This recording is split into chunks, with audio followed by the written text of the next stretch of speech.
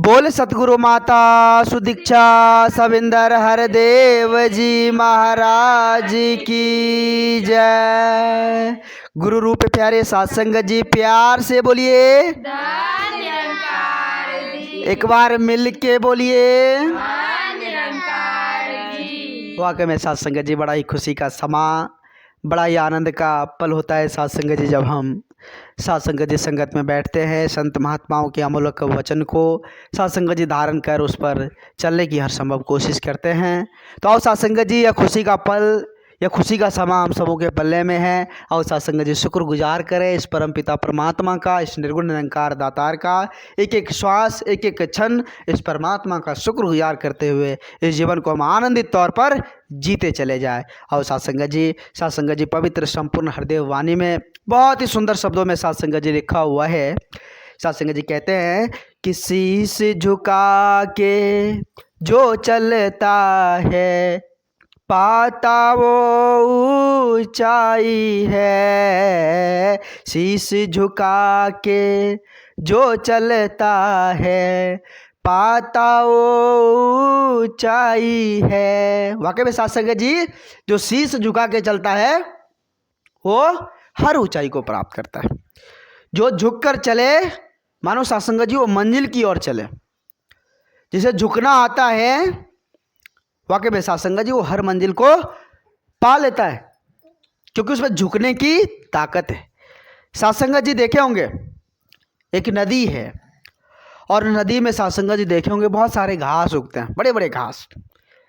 सत्संग जी उस नदी में तेज प्रवाह आ जाए, बाढ़ आ जाए, घास उखड़ पाती है? क्यों नहीं उखड़ पाती है सत्संग जी? क्योंकि घास में झुकने की क्षमता है। इसलिए बड़े बड़े बाढ़ भी उस घास को नहीं उखाड़ पाता है। ऊपर से चले गए झोंका बन के, हवा का तेज लहरे का झोंका बन के ऊपर से गुजर के, लेकिन उसका कुछ नहीं बिगड़ पाया सत्संग जी।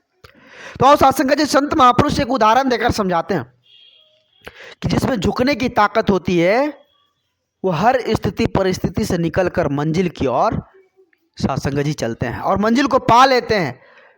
इसलिए सत्संग जी हमें अपने आप में यही समझनी है कि हमें झुककर चलनी है।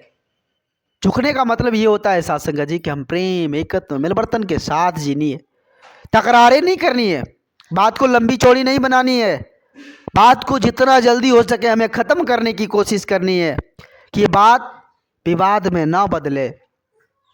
ऐसा भाव लेकर जीवन को जीनी है सत्संग जी। इसलिए पवित्र संपूर्ण हृदय वाणी में ऐसा सुंदर शब्द आया है कि शीश झुका के जो चलता है पाता वो ऊंचाई है, अकर के जो चलता है उसके नीचे गहरी खाई है। क्या है?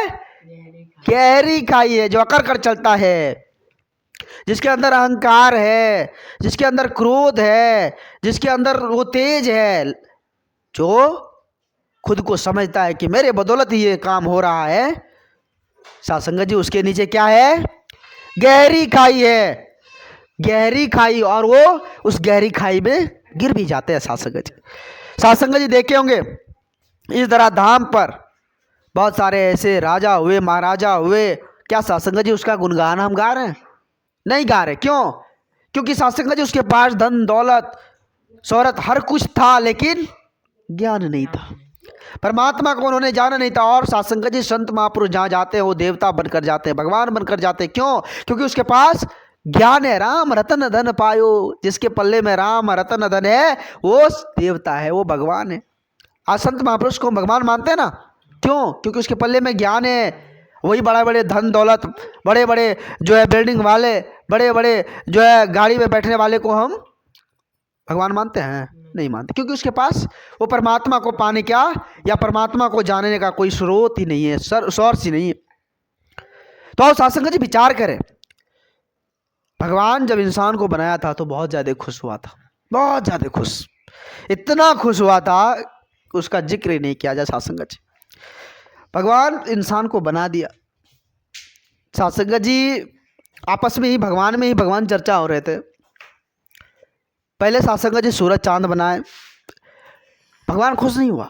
धरती बनाए खुश नहीं हुआ, इतना सुंदर सब कुछ बना दिया खुश नहीं हुआ, लेकिन इंसान को जब बनाया तो बहुत ज़्यादा खुश हुआ भगवान। इतना ज़्यादा खुश हुआ कि उसका जिक्र ही नहीं कर पाएंगे। भगवान कह रहे थे अब तो इंसान को हम बना दिए हैं, इंसान गुणगान करेंगे, शुक्राना करेंगे, भक्ति करेंगे, विश्वास के साथ जिएंगे, प्रेम एकत्र मिलवर्तन के साथ जिएंगे। अब तो किसी बात की कोई चिंता ही नहीं है। भगवान कह रहे हैं कि हमने इंसान को बनाकर बहुत बड़ी खुशी हासिल की। जन्म तो दे दिया, जैसे ही इंसान जन्म लिया, साध संगत जी चाहिए चाहिए चाहिए चाहिए, नित्य दिन चाहिए चाहिए में लग गया, भगवान की तरफ नज़र उठाकर ही नहीं देख रहा था। फिर साध संगत जी भगवान सोचे कि चलो भगवान इंसान तो बनाए तो इसको कुछ दे भी देते हैं। आपस में चर्चा की, धन दौलत दे देते हैं, महल अटारी दे देते हैं, गाड़ी बंगला दे देते हैं, हर चीज़ दे देते हैं। तो भगवान साध संगत जी एक झोले में धन दौलत महल अटारी रुपये पैसे, तो जितना इंसान के पल्ले में होना चाहिए वो सब कुछ साध संगत जी एक झोले में लेकर आ गए। इंसान को बोले चादर बिछा दो भाई। इंसान साध संगत जी जहाँ चादर एक हाथ का बिछाना चाहिए 4 हाथ का बिछा दिया कि ज़्यादा मिलेगा आपको भगवान से। साध संगत जी भगवान क्या किए, उस झोले को ऐसे उलट के उस चादर में दे दिए। उसमें क्या था, धन दौलत महल अटारी रुपये पैसे। ये साध संगत जी आज जो कुछ भी हम कर रहे हैं इस दुनियादार पे, इतना सुंदर चीज़ जो हमें मिला हुआ है सब कुछ उसमें था, उस झोले में, भगवान के झोले में। जैसे ही साध संगत जी उस चादर पे भगवान जो है झोला ऐसे उलेटा, चादर की गांठ बांध कर जो आज इंसान फरार हुआ है, अभी तक साध संगत जी वो भगवान को भी मुड़कर भी नहीं देख रहा है, वो लेकर भाग गया। भगवान करे अरे रुको रुको रुको, कुछ छूट गया भाई। वो कह रहा छूट रही है, दो धन दौलत मोहल अटारी सब कुछ तो मिला हुआ, अब क्या छूटा, कुछ नहीं छूटा, ले भाग। चला गया साध संगत जी, भागते फिर रहा इंसान गठरी लेकर, धन दौलत मोह माया वो जो था सब कुछ लेकर भाग गया। तो भगवान आपस में साध संगत जी बातचीत करने लगे कि प्रभु आपकी भी लीला अपरंपार है, आपने सब कुछ दे दिया इंसान को, धन दौलत महल अटारी रुपये पैसे गाड़ी बंगला हर चीज़ दे दिया, और एक मामूली सा झोला आप अपने पास अपने चरण में रख लिया, इसका हमें समझ नहीं आया। तो साध संगत जी भगवान बोले कि जाने दो इंसान को, जाने दो, धन दौलत रुपये पैसे लेकर चला गया ना, अब जिसको ये झोला चाहिए वो लौट कर आएगा, जिसको झोला चाहिए वो लौट कर आएगा। वो झोला क्या था साध संगत जी, वो आनंद का झोला था, वो खुशी का झोला था, वो शांति का झोला था, जिसको कोई लिया ही नहीं और धन दौलत रुपये पैसे महल अटारी लेकर फिरार भाग गया। भगवान को भी उलट कर रही थी। आज वही हाल हम इंसान, आज सब कुछ पा लिए, भगवान खाने का भाव साध संगत जी, आज सब कुछ पा लिए हम, धन दौलत रुपये पैसे गहने जेवर बैंक अकाउंट बैलेंस, बड़े बड़े गाड़ी महंगी गाड़ी पर चल रहे हैं, लेकिन जिन्होंने दिया उसको साध संगत जी हम भूल गए। नतनी देनी यार ने चिंतन बारंबार, ना कदनी करतार ने उनको दिया विसार। कैसे बात भरेगी साध संगत जी, शीशे के पास बार बार जाकर देखते हैं, चमकीला है सुंदर है, चमकीला है सुंदर है, लेकिन नाक जो भगवान ने दिया है उसको हम भूल गए, उसको हम याद ही नहीं कर रहे हैं। कैसे बात बनेगी साध संगत जी। तो आओ साध संगत जी विचार करें। कहते हैं कि आए हैं सो जाएंगे, राजा रंक फकीर, एक सिंहासन चढ़े चले, एक बंधे जंजीर। कबीरदास जी कह रहे हैं, कबीरदास जी महाराज जी कह रहे हैं भैया डिसाइड कर लो, सिंहासन पर बैठकर जानी है कि जंजीर से बंद कर जानी है। अब हमें डिसाइड करना होगा, हमें विचार करना होगा कि भाई हमें कैसे जानी है, जंजीर में बंद कर जानी है कि सिंहासन पर बैठ कर जानी। अब वो डिसाइड कैसे करेंगे, सच्चे सदगुरु के श्री चरणों में जाकर झुककर। आज हमारे पास समय नहीं है। किसी शायर ने बहुत ही सुंदर शब्दों में कहा है कि मैं और मेरा यार दोनों एक बस्ती में बसते हैं, मैं और मेरा यार दोनों एक बस्ती में बसते हैं। मैं कहने का मतलब है अरे भैया हम और जो परम पिता परमात्मा है, जो ये यारों का यार है, एक ही बस्ती में रह रहे हैं, लेकिन मगर किस्मत की भी क्या खूब है महाराज कि दर्शन को तरसते हैं। रह रहे कि बस्ती में, लेकिन आज तक दर्शन नहीं हुआ है। अंधेरे में हम तीर चलाते रहे, आज तक दर्शन हमें नहीं हुआ है। तो दर्शन कैसे होगा? जब तक गुरु के श्री चरणों में नतमस्तक नहीं होंगे तब तक दर्शन नहीं होगा। एक ही बस्ती में आप रह रहे हैं, लेकिन आप उसको कभी जान भी नहीं रहे, कभी पहचान भी नहीं रहे।